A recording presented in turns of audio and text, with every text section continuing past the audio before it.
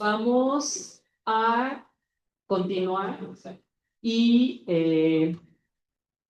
este congreso internacional que lleva por título Desbordando la etnografía, giros, quiebres e indisciplinas, eh, presenta su conferencia magistral de arranque de actividades.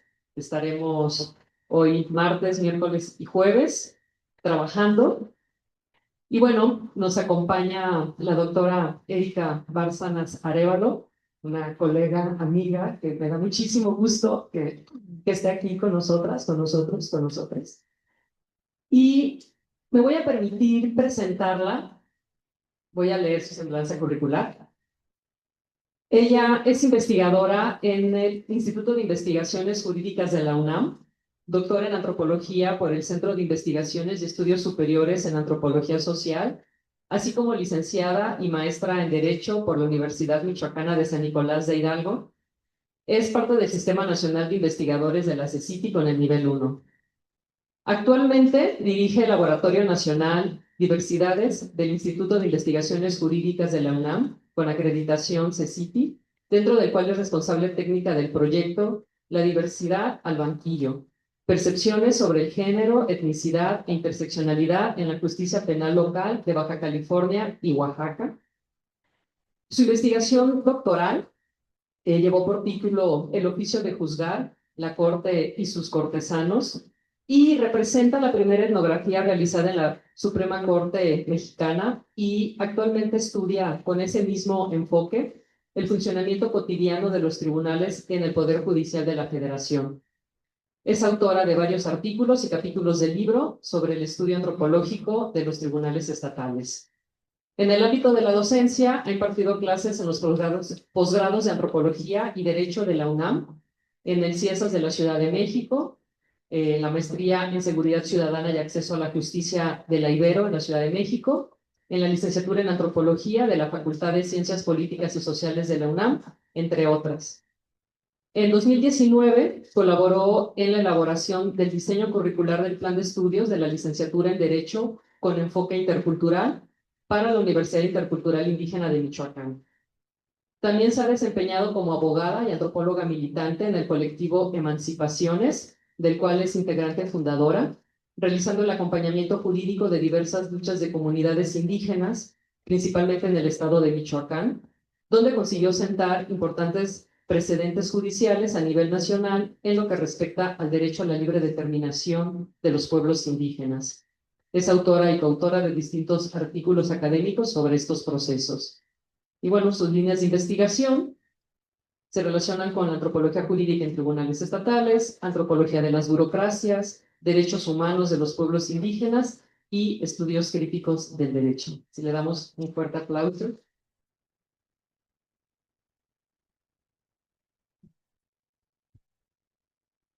Y bueno, pues te cedemos la palabra, nos va a hacer su presentación y después abriremos un espacio para dialogar con Erika, que pues el día de hoy está aquí con nosotros.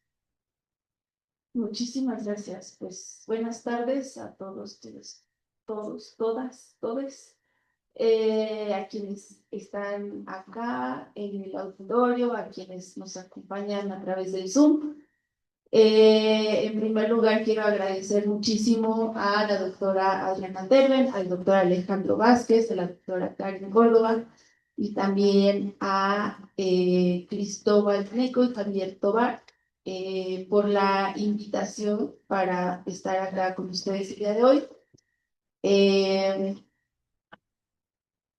Estoy muy contenta, me da mucho gusto, creo que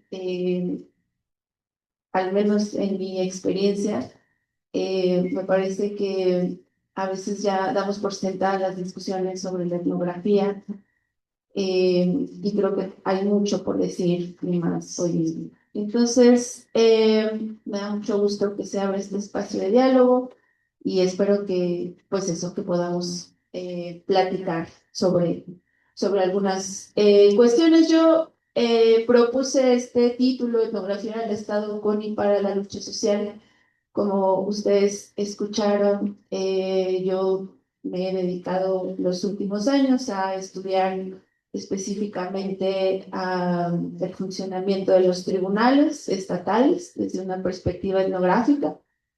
En este sentido, cuando hablo del Estado, me estoy refiriendo a una dimensión muy acotada de esta noción, que tiene que ver con la administración pública, con las burocracias y en particular con las burocracias judiciales. Eh, el Estado no suele ser objeto de investigación antropológica, ¿no? Por supuesto, tenemos toda una subdisciplina que es la antropología del Estado y la antropología jurídica cada vez se acerca más a estos espacios, pero todavía no es tan común el estudio de las burocracias en concreto, ¿no? Y probablemente también se piense que en el oficio de etnografía del Estado, pues quizá es muy alejado, las preguntas, las reflexiones que nos hacemos, quizá pueden ser muy alejadas de las que nos hacemos si estamos haciendo una investigación con otro tipo de actores sociales. Sin embargo, un poco lo que yo vengo a compartirles el día de hoy es que, bueno, uno, intentar atraerlos al lado oscuro de la fuerza e interesarles por el estudio del Estado y pensar por qué puede ser importante y para qué puede servir estudiar el Estado. Y por otra parte, pues también un poco poner sobre la mesa que este tipo de etnografías, este tipo de estudios, más bien, también desbordan a la etnografía y que también hay unas pues, reflexiones, también caben ciertas reflexiones que, de las cuales incluso creo se hablará en varias de las mesas del Congreso. La siguiente, por favor. Entonces, bueno, esta idea de etnografía del Estado con y para la lucha social surge un poco de este proyecto, ¿no? Este libro que publicamos en 2022, que se llama Otro Derecho es Posible, Diálogo de Saberes y Nuevos Estudios Militantes del Derecho en América Latina, que coordinamos junto con Orlando Aragón. Él y yo iniciamos de alguna manera, digamos, este colectivo Emancipaciones que se mencionaba hace un momento en mi reseña. Este colectivo surgió en el contexto de una maestría en Derecho en la Universidad de Michoacán. Empezó siendo un seminario de estudios críticos del derecho, donde revisábamos textos que nos hacían pensar para qué servía el derecho, si el derecho podía ser una herramienta de transformación social, cómo funciona el poder a través del derecho, etc. Y en 2011 la vida nos llevó a relacionarnos, bueno, a participar, digamos, a acompañar el movimiento de la comunidad indígena de Cherán, que es una comunidad de Michoacán, que tras un problema de violencia y de afectaciones muy fuertes a su territorio, decidieron emprender una lucha social por la libre determinación y el autogobierno.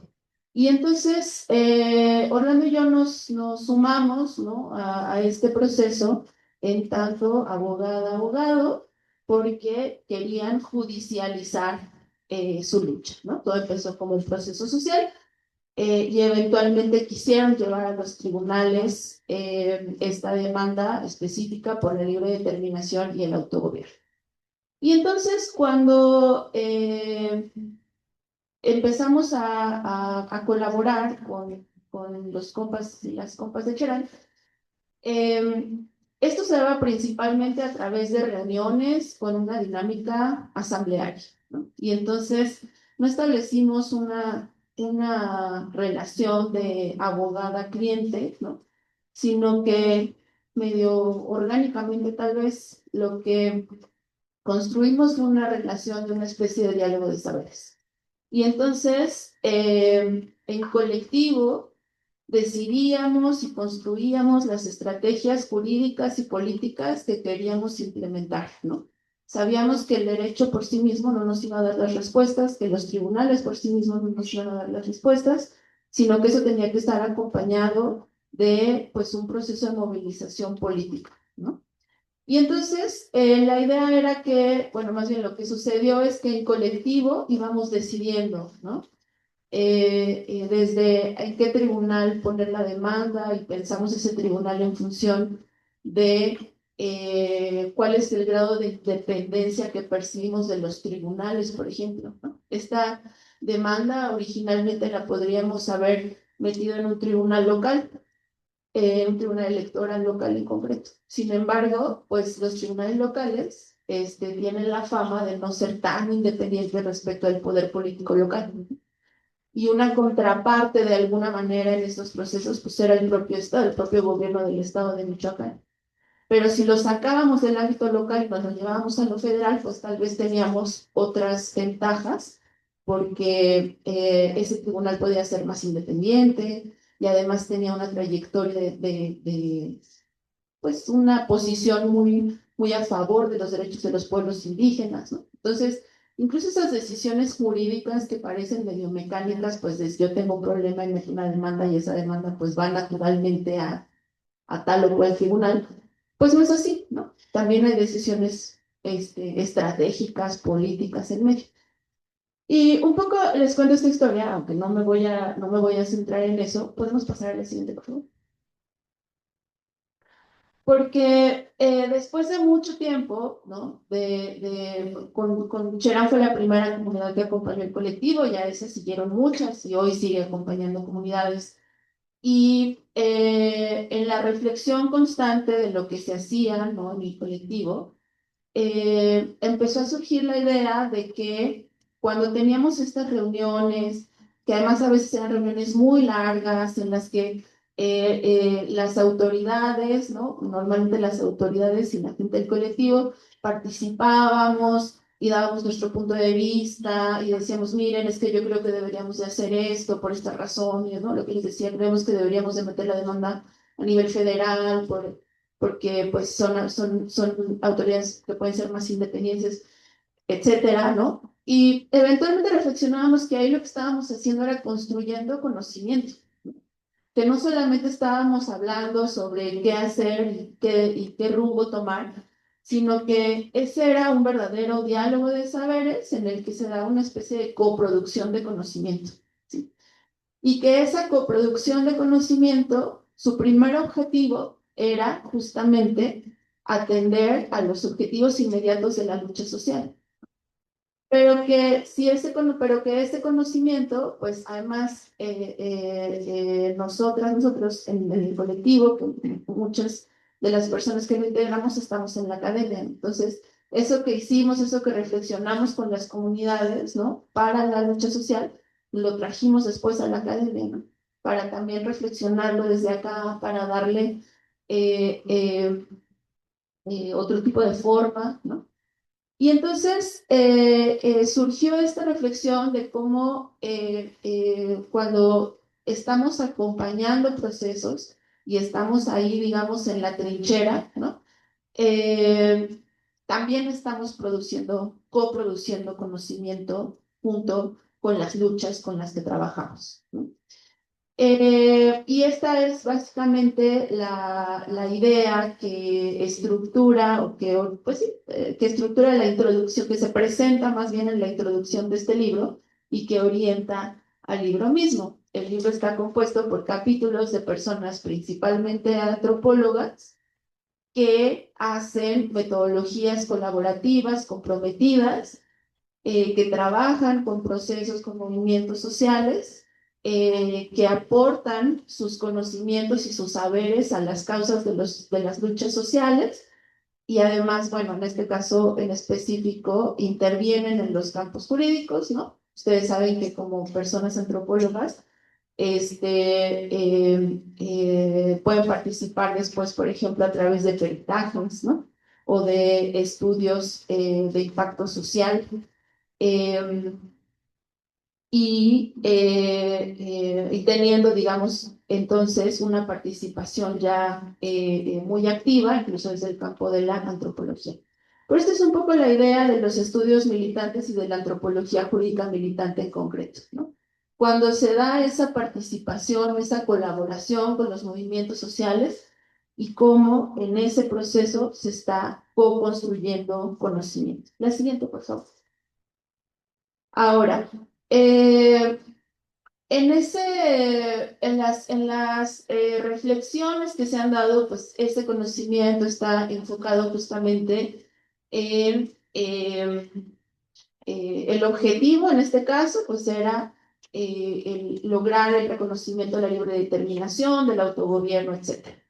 Pero hay una dimensión acá que no ha sido como tan explorada y que creo que, bueno, ese es uno de mis pendientes en lo personal, pero que creo que vale la pena llamar la atención al respecto.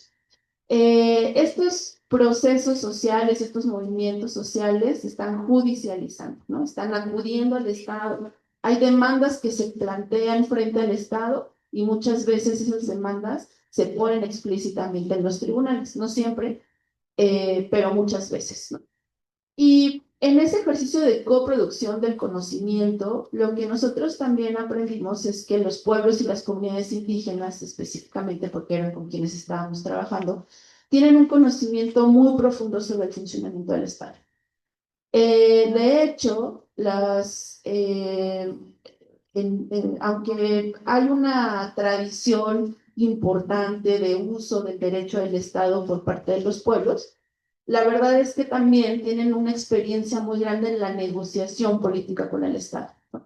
Saben cómo presionar al Estado, cómo hablarle al Estado, cuáles son las estrategias que deben de implementar. Yo recuerdo mucho eh, un compañero autoridad de una comunidad que me decía, bueno, es que nosotros ya nos hicimos amigos de la secretaria, ¿no? De tal funcionario, y entonces ella nos consigue las citas, ¿no? Con la secretaria tal, o en las reuniones con gobernación, por ejemplo, o con cualquier otra secretaría sabemos en qué momento usar también de alguna manera estratégica nuestra propia identidad, ¿no?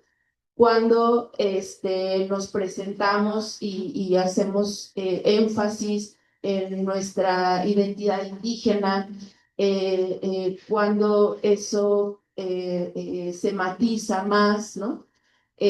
Por ejemplo, aquí en estas fotos, ustedes pueden ver de este lado a integrantes de la comunidad de Santa Fe de la Laguna, que fueron bueno, ambas fotos fueron a la Suprema Corte de Justicia de la Nación. Y la comunidad de Santa Fe y de aquel lado el compañero es autoridad de la comunidad de Crescencio Morales, ambas son comunidades en Michoacán. Y entonces estas comunidades tenían juicios en donde se estaba decidiendo justamente si el autogobierno que están ejerciendo es constitucional o no. Entonces, ustedes pueden ver, por ejemplo, que las compañeras en particular llevan traje típico, ¿no? Y eso no es común, no es así al azar, digamos, ¿no? Es también parte de una estrategia de afianzarse como mujeres, de presentarse como mujeres indígenas, que además están ejerciendo cargos y que pretenden también a partir de eso abonar a la legitimidad del proceso que están defendiendo en la Suprema Corte, ¿no? No es lo mismo cuando van a la Corte, bueno, en la antigua corte, ¿no? Ahora tampoco, pero hay otras condiciones.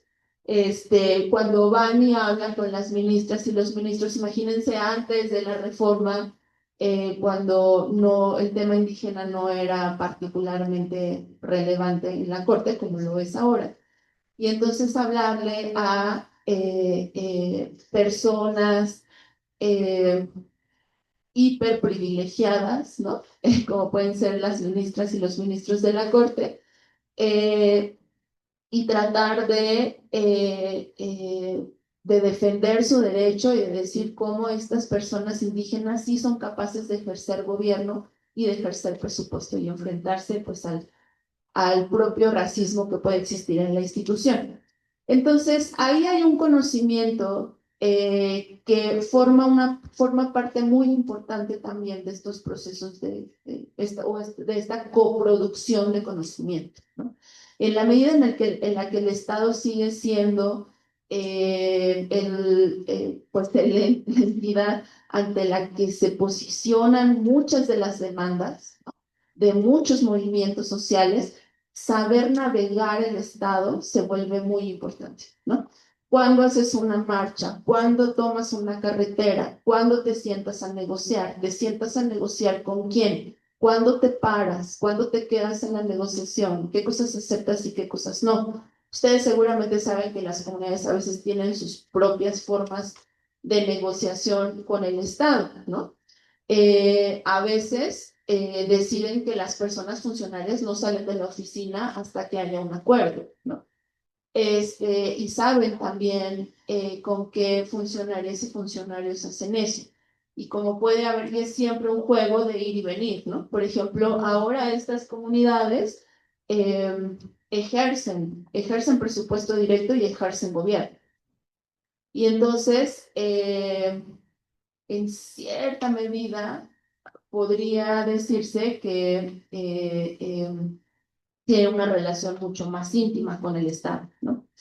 Pero ahora que están en esta posición y que ya ejercen, pues igual tienen que sentarse a negociar con las secretarías de Estado, por ejemplo, para que les bajen el presupuesto, para que les flexibilicen algunos procesos. Y esas negociaciones pues son distintas a cuando cierras una carretera y te sientas con gobernación.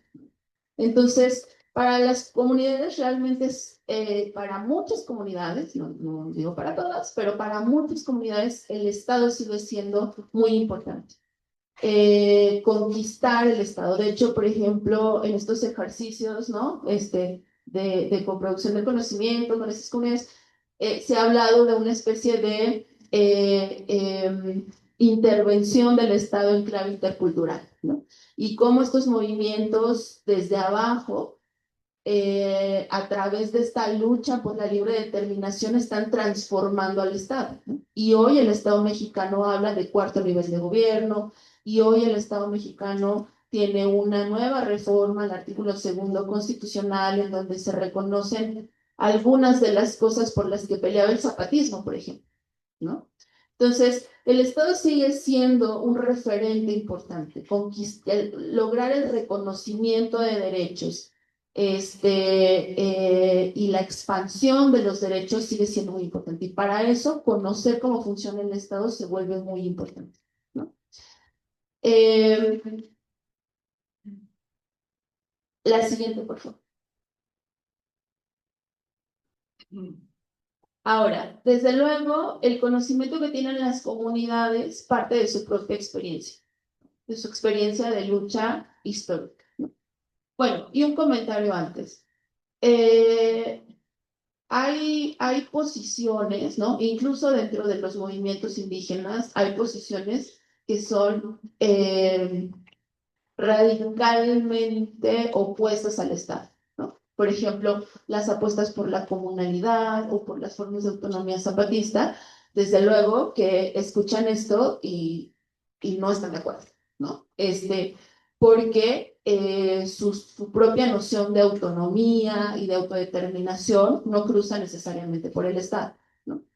Eso no quiere decir que no se relacionen con el Estado, pero no es el Estado como parte del objetivo, digamos, de su lucha. Eso es así. Pero también es verdad que hay otro montón de comunidades para quienes sí lo es, ¿no? Nada más ese paréntesis. Entonces, están estas formas en las que, inclusive cuando estamos acompañando las luchas, no solamente estamos, bueno, participar, digamos, de esta coproducción de conocimiento implica que uno pone, ¿no? Sus conocimientos sobre la mesa, pero también implica que uno aprende, ¿no? Y un aprendizaje fundamental, por ejemplo, para nosotros en el colectivo fue justamente cómo negociar con el Estado, ¿no? Cómo sentarse a hablar con el Estado y cómo obtener del Estado lo que se está buscando. Y ahí hay una dimensión de construir conocimiento con las comunidades para la lucha social, ¿no? Y hay otra dimensión que tiene que ver con construir conocimiento para las comunidades, ¿no? Que a lo mejor son proyectos de investigación que en principio no parten de una colaboración específica con una lucha social, pero que eventualmente sí pueden redundar en un beneficio, ¿no? Y esto, por ejemplo, tiene que ver con el estudio de las dinámicas internas y el funcionamiento cotidiano de distintas burocracias, ¿no? Bueno, yo aquí les puse una foto de la corte, que es donde yo hice investigación. Del otro lado está un evento sobre el tema de los protocolos de derechos humanos. Ahí está, esta foto es de 2014, ahí la segunda persona de derecha-izquierda es el que ahora es presidente de la corte, ¿no? Cuando yo hice trabajo de campo era un momento muy específico en el que se estaban implementando la reforma de derechos humanos y se estaba viendo cómo educar a las personas funcionarias judiciales para que respetaran y garantizaran derechos humanos. Entonces, este conocimiento interno es también muy útil. Por ejemplo, ¿ustedes saben cómo funciona un tribunal colegiado? Bueno, un tribunal colegiado implica que es un tribunal que no tiene una sola persona juzgadora, sino que tiene varias. Entonces, normalmente una de esas personas va a hacer algo que se llama proyecto, que es una especie de un borrador, ¿no? Una sugerencia de cómo resolver el asunto, ¿no? Y ese borrador se va a someter a la discusión colectiva del resto de las personas juzgadoras y ahí van a decir si están de acuerdo con esa propuesta o si no están de acuerdo y creen que debe de ser de otra manera. Entonces, si ustedes algún día ahora que está toda esta cuestión de la democratización del saber jurídico, que es una política impulsada por la Corte, por ejemplo, ¿no? Eh, ustedes pueden, eh, si un día se sienten así con una curiosidad brutal y se sientan a ver la discusión del Pleno de la Corte, ¿no? Ustedes van a ver que ahí justo hablan, ¿no? Del famoso proyecto y dicen, yo estoy a favor, yo estoy en contra, se supone que la discusión es pública y tal, ¿no? Pero ¿qué es lo que un enfoque etnográfico nos puede decir sobre eso que incluso podemos ver en la televisión? Bueno, pues que las decisiones se tomaron mucho antes de que llegara la televisión, ¿no? Que ese proyecto lo leyeron ya todas las personas, ministras y ministros, y cuando lo leyeron, sus equipos dijeron, no, aquí estamos a favor o aquí estamos en contra. Es decir, la decisión no se toma ahí en la televisión, sino que se toma antes, ¿no? Y luego además, ¿de qué va a depender que el derecho, pues es lenguaje, y el lenguaje es interpretación. Y las interpretaciones si tienen siempre una dimensión subjetiva importante, ¿no? Entonces, pues que es una cosa muy interesante que nos puede mostrar el enfoque etnográfico, pues justamente que esas interpretaciones y esas posiciones de yo estoy a favor, yo estoy en contra, dependen no solamente de las visiones del derecho que tengan las personas, sino también de su propia posición en el espacio, ¿no? Hay personas que tienden a ser más conservadoras, hay personas que tienden a ser más garantistas. Esto puede depender de dónde estudiaron, de cuáles son sus redes, ¿no? La clase social que comparten, ¿no? Muchos aspectos de las trayectorias personales, ¿no? Terminan incidiendo en cómo es que se decide un asunto. Y eso para hacer ese tipo de investigaciones, pues la etnografía tiene un papel fundamental, es una gran herramienta y cuando una vez sabiendo y teniendo un mayor conocimiento sobre cómo funciona un espacio como la corte, después cuando acompañamos a esas comunidades que tienen juicios ahí, pues también podemos poner ese conocimiento sobre la mesa, ¿no? Y decir, miren, lo que vamos a hacer es que vamos a ir a hablar, ¿no? Pero vamos a ir a hablar con estas personas que son muy importantes en la cadena de producción de los juicios, ¿no? De las sentencias. Y vamos a ir y vamos a hablarles de esta manera, porque lo que tenemos que lograr es tal o cual cosa que a ellas y a ellos les va a parecer importante porque les va a posicionar. Lo que nosotros necesitamos es que nos compren la idea del proyecto, que nos compren una interpretación específica, ¿sí? Porque luego dentro, pues esa interpretación tiene mayores o menores posibilidades de circular y de ser adoptada por el resto de las personas, ¿no? Entonces, ¿Qué es lo que hace la etnografía en este tipo de espacios? No decidir si se aplicó correcta o incorrectamente tal o cual artículo, sino cuáles son las dinámicas sociales en las que se fundan las decisiones respecto de los juicios y cómo esas dinámicas pueden también ser aprovechadas por los movimientos sociales. La siguiente, por favor. Y hay una última parte que me parece es quizá también la que puede conectar más con otras temáticas que se van a abordar a lo largo del Congreso. Y quisiera leerles bueno, es una estampa etnográfica, ¿no? Sobre un proyecto de investigación que se desarrolló, bueno, hicimos campo el año pasado, en Tijuana y en Oaxaca, ¿no? Es este proyecto de la diversidad al banquillo, percepciones sobre género, etnia, interseccionalidad de la justicia penal de Baja California y Oaxaca. Eh, Previo al inicio del trabajo de campo, realicé prácticas en el Centro de Justicia de Doctor Lavista, que es el nombre de la calle donde se ubica en Ciudad de México. Es decir, antes de irnos a campo, hicimos prácticas en Ciudad de México en un centro de justicia penal ubicado en Doctor Lavista. Este centro pertenece al Poder Judicial de la Ciudad de México. Es un edificio con varios pisos. El cubo de la escalera da en cada piso a un pasillo central del que se desprenden dos pasillos laterales donde se encuentran las salas de audiencia. El tránsito por el pasillo que está afuera de la sala se restringe a la entrada y salida de las audiencias, por lo que el pasillo central es un lugar de espera.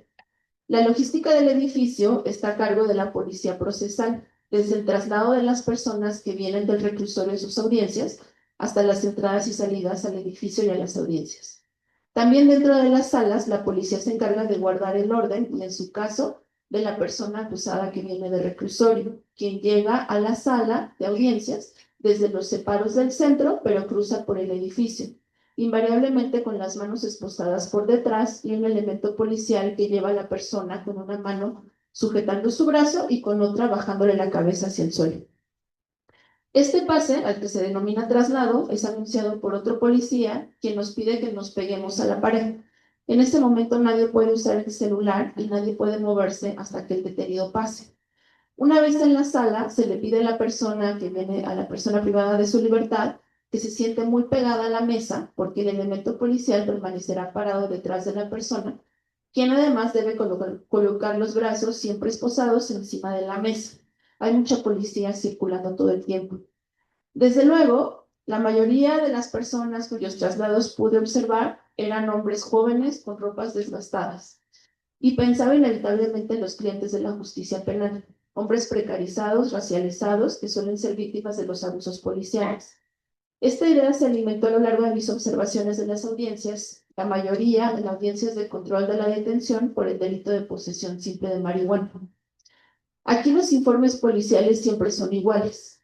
A 3 metros, la policía vio a la persona acusada con actitud sospechosa y unas bolsitas transparentes tipo ciclo con vegetal verde tipo hierba. Cuando la policía se acercó, la persona acusada, nerviosa, tiró las bolsitas y entonces el elemento policial se percató de que la hierba tenía un olor a marihuana y procedió a la detención, que además se justifica en el hecho de estar cometiendo el delito en ese momento. Los informes policiales siempre refieren eso, siempre son 3 metros, bolsitas Ziploc transparentes, vegetal verde. Por su parte, los argumentos de la defensa o incluso la declaración de la persona acusada, cuando se llega a dar, siempre van en el mismo sentido. En realidad, la policía llegó a amedrentar a la persona, en muchas ocasiones la golpearon, la detuvieron sin decirle por qué, la llevaron a la fiscalía y de pronto aparecieron las famosas bolsitas Ziploc con el vegetal verde que efectivamente resultó ser marihuana. Este modus operandi de la policía y cómo se cruza con las violencias estructurales que atraviesan estos hombres precarizados, lo he escuchado en tantas historias, lo he visto tantas veces en los medios que la versión de los acusados es totalmente creíble para mí. A la luz de esta certeza, el trato que se da a las personas acusadas que vienen del reclusorio me parece indigno e indignante. La omnipresencia policial me genera repudio y la decisión de la persona juzgadora me parece correcta cuando determina ilegal la detención y me indigna cuando la determina legal. En el segundo caso, cuando determina legal la detención, mi yo abogada, además, rápidamente considera incorrecta la valoración de las pruebas y mi yo ciudadana mexicana rápidamente intuye deferencia indebida de la jueza o juez a las políticas de seguridad, cuyos clientes son los grupos vulnerables, alimentada por su propio conservadurismo, racismo, etc. Ese sentido de injusticia se vuelve una carga emocional muy fuerte con la cual debo lidiar en mayor o menor medida al final de cada observación, de cada audiencia, puesto que también comprendo las implicaciones para estas personas al llegar a la cárcel en México. Pero este sentido de justicia e injusticia no comenzaría a ser objeto de reflexión metodológica y epistemológica para mí, sino hasta que ya inicié el trabajo de campo del proyecto, entré a observar una audiencia en el Centro de Justicia Penal Local en Tijuana.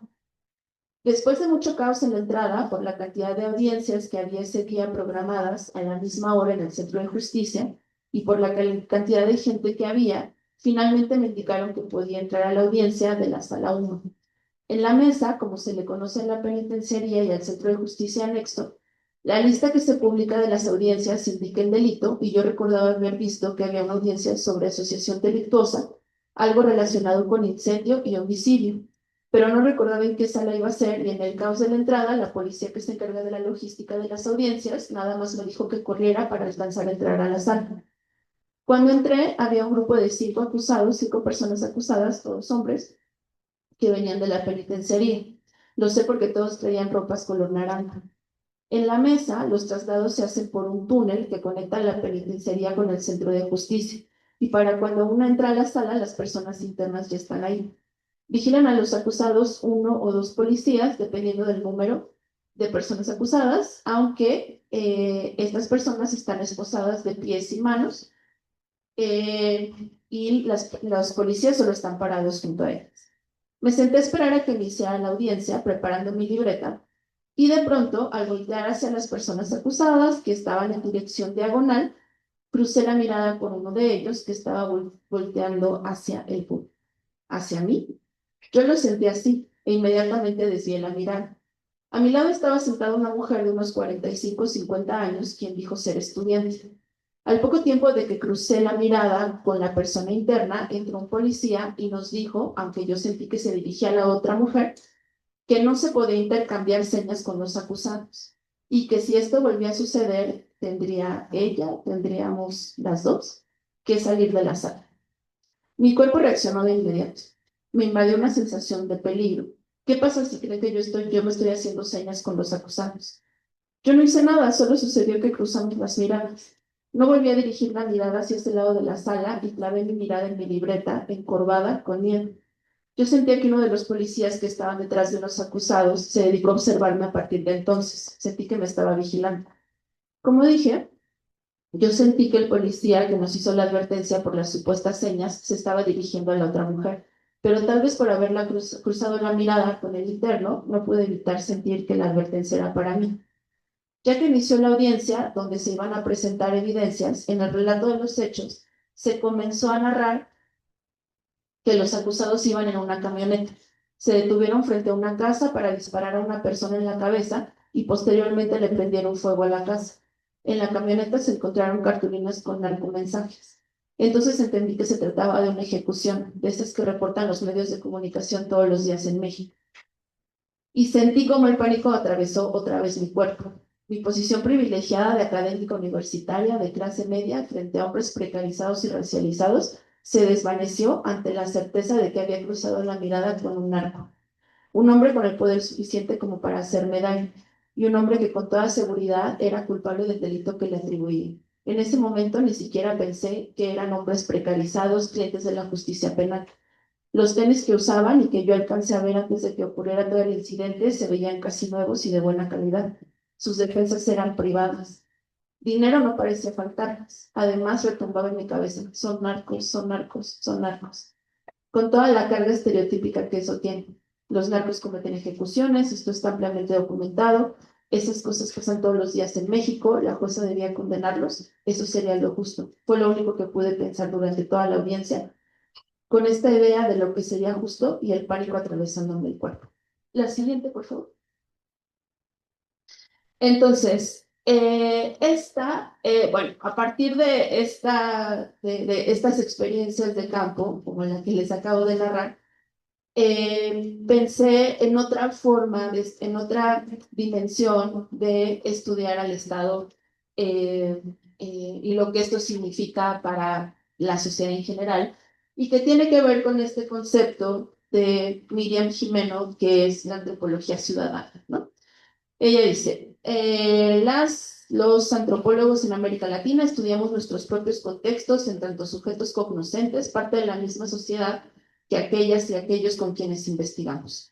Por lo tanto, somos parte de las violencias y las relaciones de poder que la estructuran. Los problemas sociales que estudiamos son los problemas que nos atraviesan como parte de la sociedad. Y en palabras de la autora, hacer antropología es ejercer nuestra ciudadanía porque se vuelve una forma de comprometernos políticamente con la resolución de los problemas de nuestro contexto. La siguiente, por favor.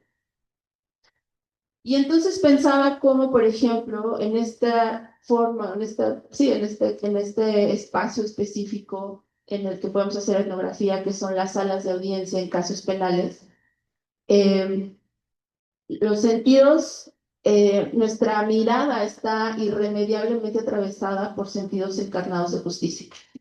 Lo que sabemos, nuestras propias experiencias, nuestro ser parte de la propia sociedad que estamos investigando, nos dan certezas que de verdad se vuelve incluso, o sea, que sí requieren un ejercicio de reflexividad crítica muy profundo y muy constante sobre cómo las violencias que atraviesan y que estructuran a la sociedad atraviesan también la sala de audiencias que estamos observando y nos atraviesan a nosotras y a nosotros y a nosotras como antropólogos. Y esto, al final del día, estudiar al Estado puede significar entender cómo funciona, pero también en estos casos puede significar entender cómo esas violencias son procesadas por el Estado. Eh, insisto, la reflexión finalmente pues nos lleva también a cómo somos parte también de eso que estamos estudiando. La siguiente, por favor. Ya para terminar, ¿no? Eh, si ustedes, por ejemplo, han, bueno, esta cuestión que me parece muy central, ¿no? Cómo las violencias que atraviesan a la sociedad atraviesan a todas las personas que habitamos la sala. Y pensar qué podemos aportar sobre cómo estas violencias son procesadas y puestas en escena durante el juicio, qué podemos aportar sobre etnografías que se construyen a partir de sentidos de justicia, justicia e injusticia encarnados, cómo podemos reflexionar sobre esa manera en la que vemos y en la que entendemos, cómo desbordar la etnografía de una mera curiosidad intelectual a un conocimiento para la lucha social y para la transformación social, quizá, ¿no? En términos generales. ¿Qué podemos aportar sobre, en este caso, por ejemplo, cómo funciona el sistema penal, eh, pero no exclusivamente, ¿no? Y bueno, pues, muchas gracias.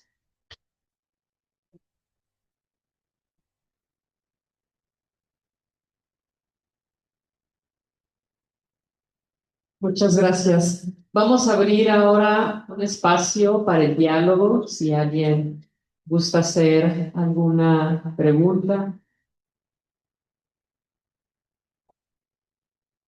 algún comentario. Joshua. Bueno, buenas tardes. Este, ¿Qué fue lo que la motivó a entrar a este ámbito? Y si ha estado como involucrada en las nuevas comunidades con autogobierno, como el caso de San Mateo Crescencio Morales, San Cristóbal, y bueno, y las demás comunidades en el oriente michoacano. Y bueno, sí, el colectivo cuenta también con algunas estrategias para poder denunciar a los medios de comunicación que promueven el odio y el racismo hacia pues estas comunidades autónomas.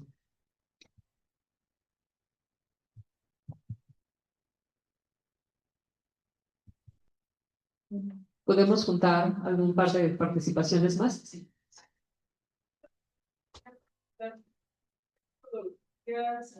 Desbordadas o qué herramientas utilizaste para mediar en el impacto que tuvo esta escena que nos describes violenta? O sea, ¿qué metodologías utilizaste como para sanar o para procesar esa experiencia tan fuerte que viviste?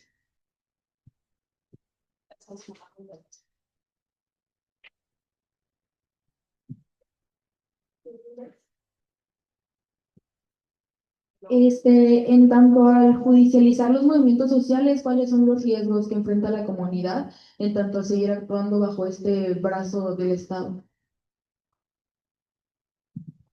Vamos, una más, la compañera Diosa Dolor. Sí, gracias por compartir tu experiencia. Mi pregunta es, ¿cómo reacciona el tribunal o las audiencias o, o las personas? No sé muy bien, puedes contarnos tal vez, ¿quién se entera que tú estás haciendo etnografía y cómo es la reacción ante este proceso, ¿no? Este proceso investigativo. Gracias. Bueno, tomamos estas preguntas ahí en el chat. Bueno, y abrimos una nueva para que vamos a desbordar. Sofía, ¿la leo?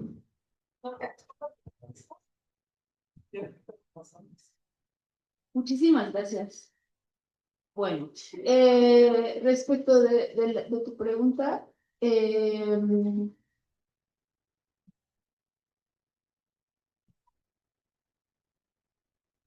al acompañamiento de comunidades, ¿te refieres cómo que me motivó a hacer?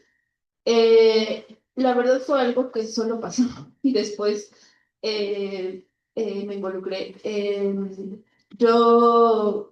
Orlando era mi profesor en la maestría y a él lo contactaron porque él a su vez tenía otro alumno de Cherán que sabía que él se dedicaba al tema de derechos indígenas y le invitó a dar unas pláticas y luego se fue involucrando y tenían que eventualmente cuando decidieron judicializar y meter la demanda, un día literal me dijo, oye, yo sé que tú trabajas yo trabajo en el jurídico del Seguro Social, me dijo, yo sé que tú has litigado, ¿no quieres como venir y acompañarnos y ayudarnos a hacer la demanda? Y yo dije, pues sí, no me cuesta nada, ¿no?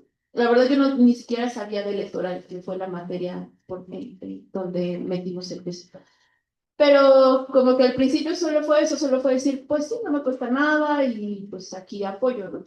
Y luego eso se fue convirtiendo justamente como a partir de estos conocimientos del Estado, dijimos, bueno, tenemos que ir, ya metimos la demanda, pero tenemos que ir a hablar con los jueces y jueces, para que conozcan a la gente, para que la gente les cuente el problema, por qué es tan importante este juicio.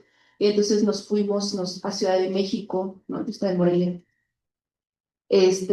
a visitar a los jueces y juezas del Tribunal Electoral, y luego salió la sentencia, y pues y así, ¿no? La verdad, yo antes de involucrarme con el proceso de Cherán, nunca había pisado una comunidad indígena, ¿no? Y no sabía mucho sobre derechos indígenas. Pero, y lo digo porque creo que a veces uno piensa que uno tiene que ser así, ¿no? Como iluminada para poder, y no, o sea, a veces lo que se necesita es voluntad, ¿no? Y que uno justamente ponga pues, lo que uno puede aportar, ¿no? Yo siento que así fue mi proceso. Y después estudié antropología, sí. Y sí se usaron varias veces a los medios para denunciar, pero no hay, pues eso siempre depende mucho, ¿no? Del momento, quizá más que los medios, las redes sociales, eventualmente fueron más importantes. Y sí pude acompañar algunos, muy, muy al principio, los procesos del oriente de Michoacán. Ahora ya la verdad no estoy tan involucrada, pero los primeros procesos sí los pude acompañar. Muchas gracias. Para mediar el impacto, digamos, de esta escena, eh, esto ocurrió muy al principio del trabajo de campo y empezamos acordamos protocolos de seguridad. Entonces, porque, y esto está relacionado un poco con la otra pregunta sobre quién se entera que estamos haciendo etnografía y cuál es la reacción. Justo yo ayer les platicaba que después de esa audiencia salí y el auxiliar del abogado de la defensa, pues salió y ahí nos preguntó X cosa, eh, pero pues nos estaba preguntando como quién éramos, ¿no? Quiénes éramos y qué estábamos haciendo ahí y como tal. Y entonces dijimos, no, bueno, venimos de la universidad, estamos haciendo una investigación, súper amable, así de, estoy a sus órdenes aquí, no sé, y yo, sí, no, nosotros también. Pero eso, por ejemplo, ciertos delitos, como, a ver, ya luego, claro, asociación delictuosa, homicidio, incendio, pues, ya si uno lo piensa, pues tal vez te puede dar ahí como una pista, ¿no? Pero lo que sí, te puede dar una pista, pero a la vez pueden ser otras cosas, ¿no? Entonces, lo que decidimos es que una vez estando en la audiencia, si las investigadoras no se sentían seguras, se salieran, ¿no? Por cualquier razón. Eh, Ir a las audiencias en ciertas horas, o sea, ir a los centros de justicia en ciertas horas, sobre todo en Oaxaca, donde había que tomar carretera para llegar al centro de justicia. No hay protocolos de seguridad como muy exhaustivos en los centros de justicia, ¿no? Pero justo la gente se siente segura, ¿no? Dicen que pues casi no, o sea, que no pasa que haya como algún tema. Pero sí nos hizo pensar no solo en la seguridad física, sino justamente en la seguridad emocional. Entonces, tratar de darnos contención entre nosotras, aunque casi todas estábamos en terapia de todos modos,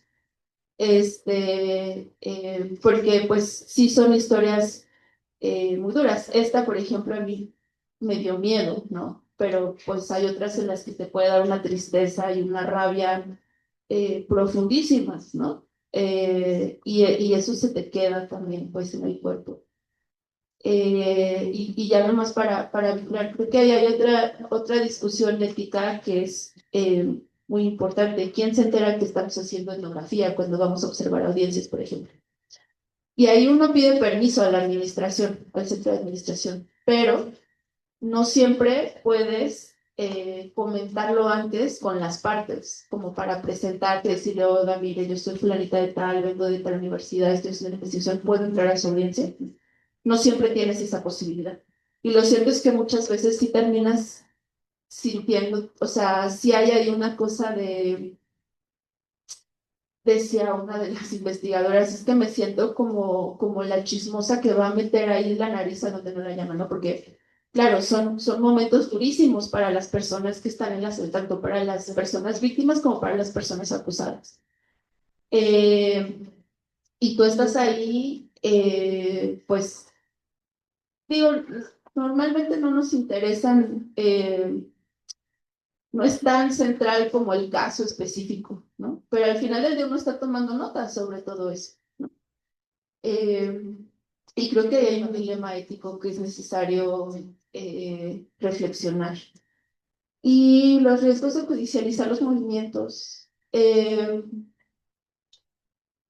pues sí, o sea, yo creo que siempre es como estar en la línea, ¿no? Y ahora, también creo que esa línea cruza más no sé si cruza por alguna discusión relacionada con el control estatal, tanto como a veces, no sé, por ejemplo, yo creo que el autogobierno va de la mano con una reflexión muy importante sobre lo profundamente patriarcal que es la política, ¿no? Y como, por ejemplo, los autogobiernos tienen quizá ese reto de despatriarcalizar la política comunitaria, ¿no? Y ese es un reto enorme, ¿no? Que se profundiza mucho. O los protagonismos, ¿no? O el tema del... O sea, creo que ahí hay como varias cosas que no sé si están relacionadas directamente con el Estado, pero que sí se profundizan mucho claro, más que la judicialización, el haber ganado el derecho, ¿no? Porque, claro, luego pensar el día siguiente del juicio, de la sentencia, pues ya es donde se vienen como los retos más grandes, ¿no?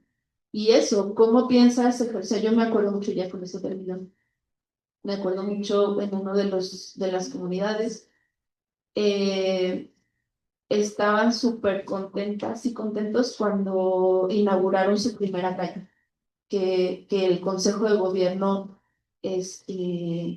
pues la hizo, ¿no? Y yo platicando con los compas decía, bueno, es que para ellas y ellos un buen gobierno es un gobierno que hace obra pública, ¿no? Porque además pues son comunidades en donde eso prácticamente no existe, ¿no? Entonces es una gran cosa. Y claro, uno dice, ay, pero pues una calle, no sé, ¿será que el gobierno como, claro, también a veces le exigimos demasiado a los gobiernos comunales, pero creo que ahí también están esos retos, de cómo pensar, pues ir avanzando. Gracias. Ahora sí tomamos una de las personas que están en línea. Son dos preguntas. Ajá. La primera es de Sofía Huerta y pregunta, ¿se podría articular la metodología propuesta por la antropología ciudadana y la antropología jurídica militante? ¿Leo la segunda o no? Sí.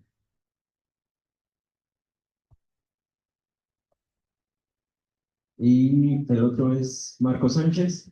Hola, qué gusto de escuchar esta presentación. Un poco sobre esta propuesta de estudiar etnográficamente al Estado con y para la lucha social. ¿Qué beneficios limitantes tiene o tuviste bajo tu experiencia frente a estudiar etnográficamente al Estado sin estar anclada a la lucha social? ¿Podemos sumar alguna pregunta más de aquí del público? Y cerramos ya con este bloque. ¿Sí? ¿Nadie más? Bueno, entonces, ajá. Pues, bueno,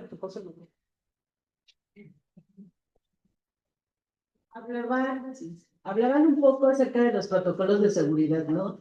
De cómo los aplicaban y eso. Por ejemplo, estas instituciones como Artículo 19, que es más enfocado como a ser periodistas, pero que tiene manuales y demás. Eso no sé si lo llegaron a utilizar o ser parte del mecanismo de protección, también lo llegaron a utilizar.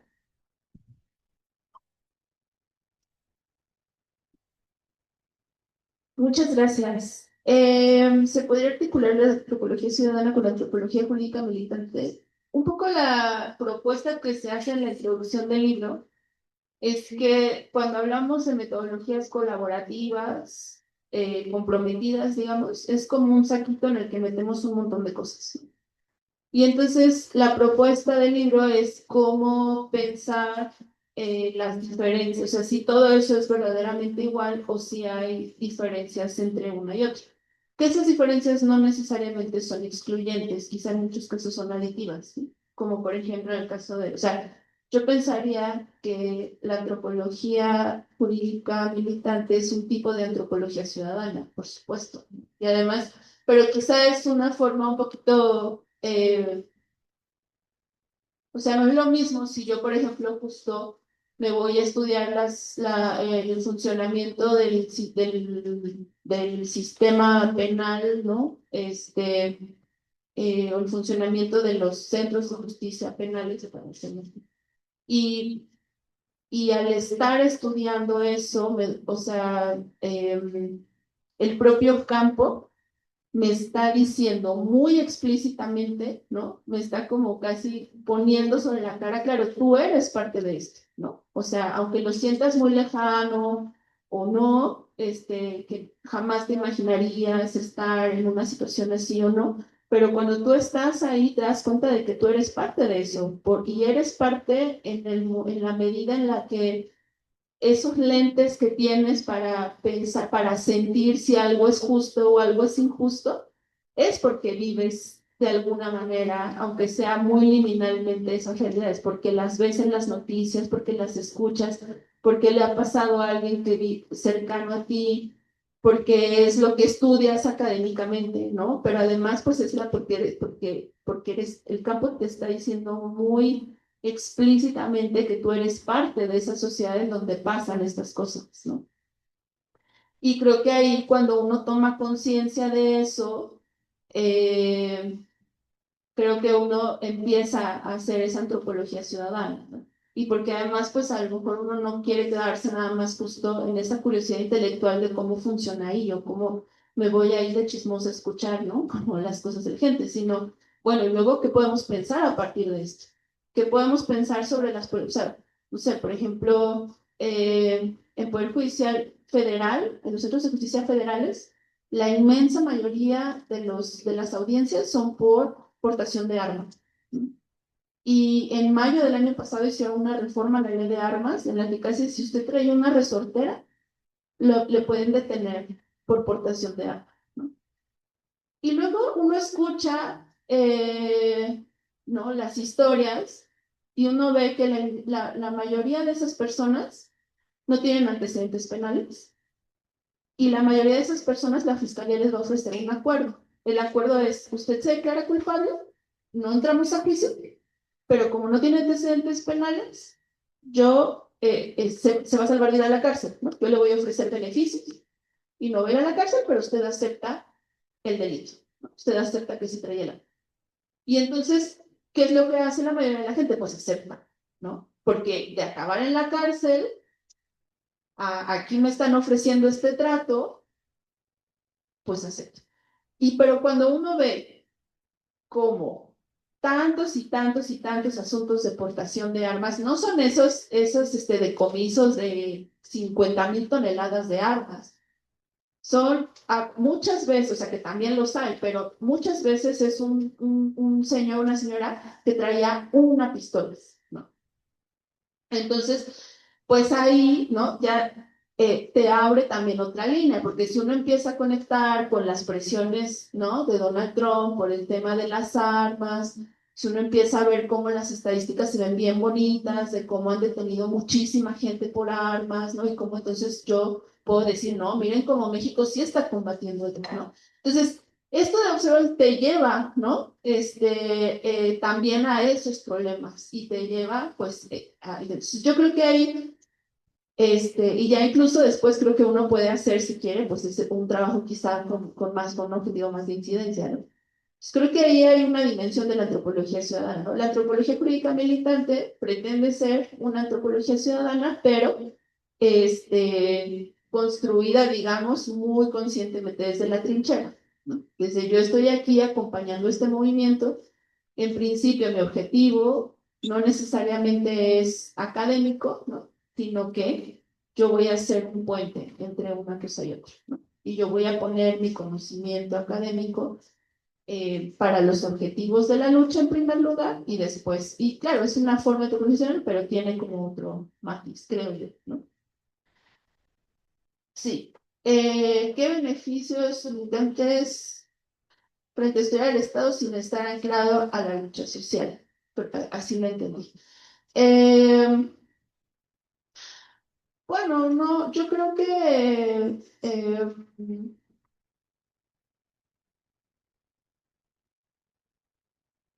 o sea, si la pregunta va dirigida a, digamos, una especie de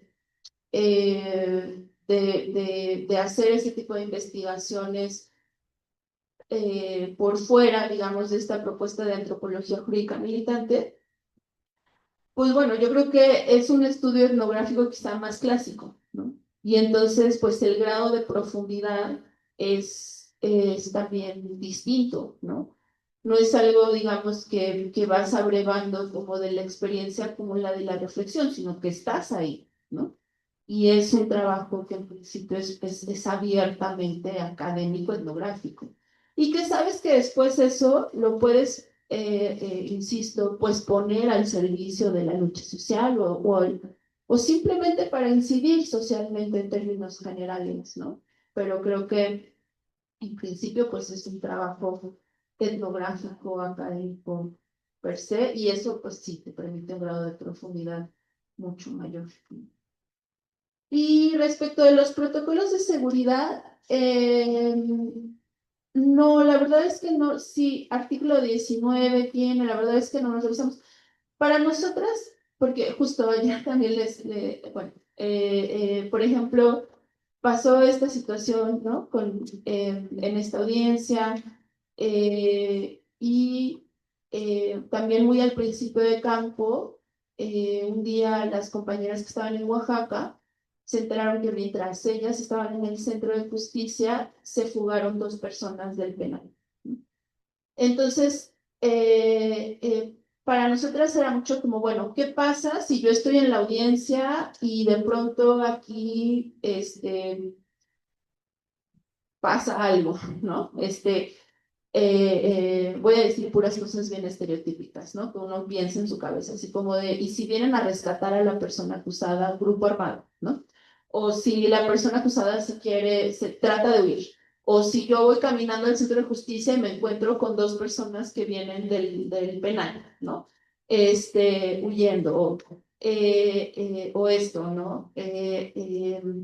¿Cómo es mi trato con, sobre todo, por ejemplo, abogadas y abogados, porque la mayoría son hombres, privados en Baja California, ¿no? Entonces eran como cositas más específicas y como pensar en esos casos que después hicimos ahí como nuestra propia reflexión de cómo mantenernos a salvo de esas posibles eventualidades. Afortunadamente nunca tuvimos que utilizarlo, pero es verdad que pues existen estos otros, sobre todo artículos, ¿no? Que tienen sus protocolos. Muchas gracias. Bueno, un aplauso.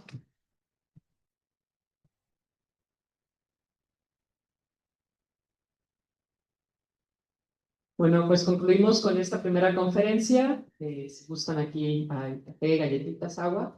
Y a la 1:30, o sea, ya en menos de 15 minutos, continuamos con la primera mesa que se va a llevar a cabo en la sala interfaz, que es en este mismo edificio, pero en el segundo piso.